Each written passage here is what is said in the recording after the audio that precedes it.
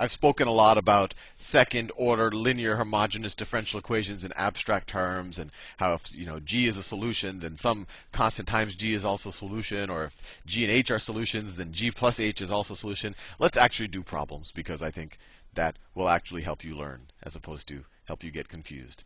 So let's say I have this differential equation.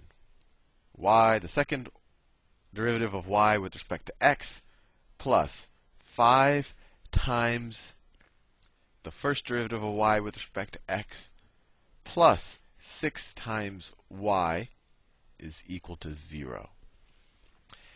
So we need to find a y where 1 times its second derivative plus 5 times its first derivative plus 6 times itself is equal to 0. And now let's just do a little bit of take a step back and think about what kind of function.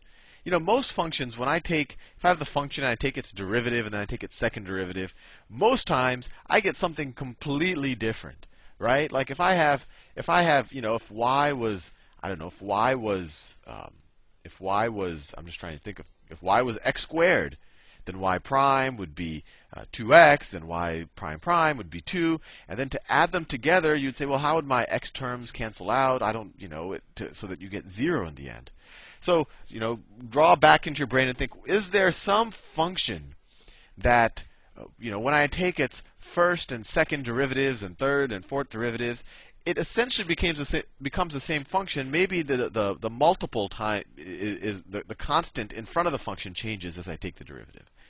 And if you've listened to a lot of my videos, you'd realize that it probably is what I consider to be the most amazing function in mathematics, and that is the function e to the x. And in particular, maybe e to the x won't work here. You could even try it out, right? If you did e to the x, it won't satisfy this equation, right? E to the x, you'd get e to the x plus 5 e to the x plus 6 e to the x. That would not equal to 0. But maybe y is equal to e to some constant r times x. Let's just make the assumption that y is equal to some constant r times x, substitute it back into this, and then see if we can actually solve for an r that makes this equation true. And if we can, we've found the solution, or maybe we found several solutions. So let's try it out. Let's try y is equal to e to the rx into this differential equation. So what is the first derivative of it, first of all? It's always useful to. So y prime is equal to what? Derivative chain rule. Derivative of the inside is r, and then derivative of the outside is still just e to the rx. And what's the second derivative?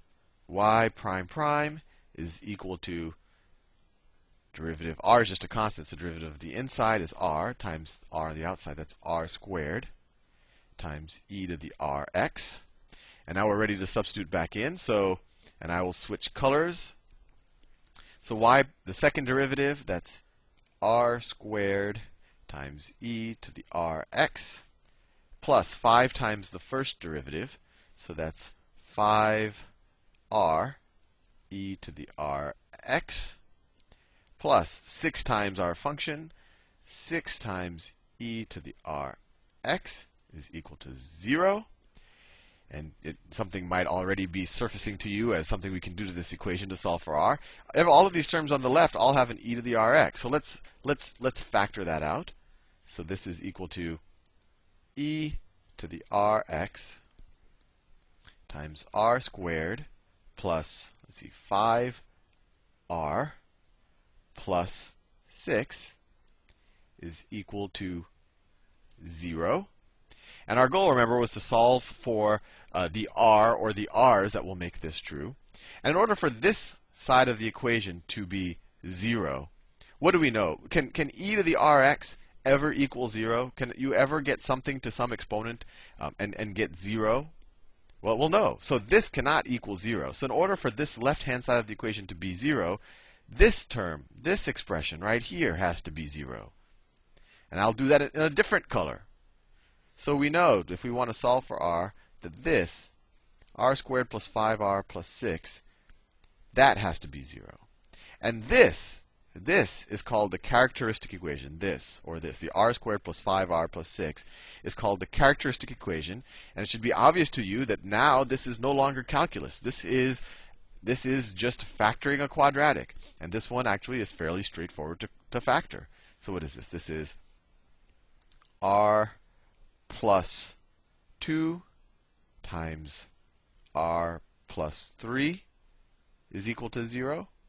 And so the solutions of the characteristic equation, or actually the solutions to this original equation, are r is equal to -2, r is equal to -2, and r is equal to -3. So you say, hey, we found two solutions, because we found two suitable r's that make this equation true, this differential equation true. And what are those? Well, the first one is y is equal to e to the -2x, right? R is -2. And then we could call that y1. And then the second solution we found, y2, is e to the, what is this? R is -3x.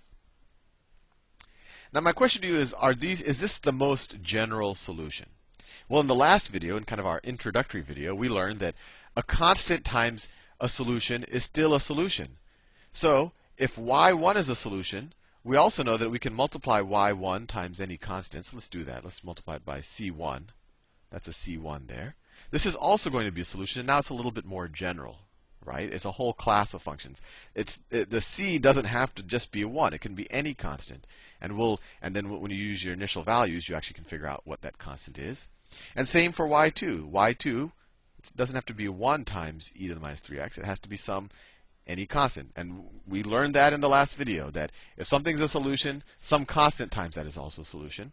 And we also learned that if we have two different solutions, that if you add them together, you also get a solution. So the most general solution to this differential equation is y, we could say y of x, just to hit it home that this is definitely a function of x. Y of x is equal to c1 e to the -2x plus c2 e to the -3x. And this is the general solution of this differential equation. And I won't prove it because the proof is fairly involved. I mean, we just tried out e to the rx. Maybe there's some other wacko function that would have worked here.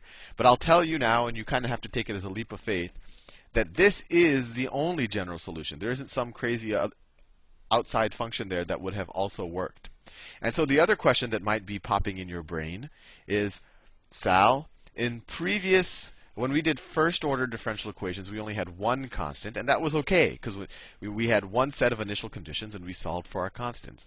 But here I have two constants. So if I wanted a particular solution, how can I solve for two variables if I'm only given one initial condition? And if that's what you actually thought, your intuition would be correct. You actually need two initial conditions to solve this differential equation. You would need to know what, at a given value of x, what y is equal to, and maybe at a given value of x, what the first derivative is. And that is what we will do in the next video. See you soon.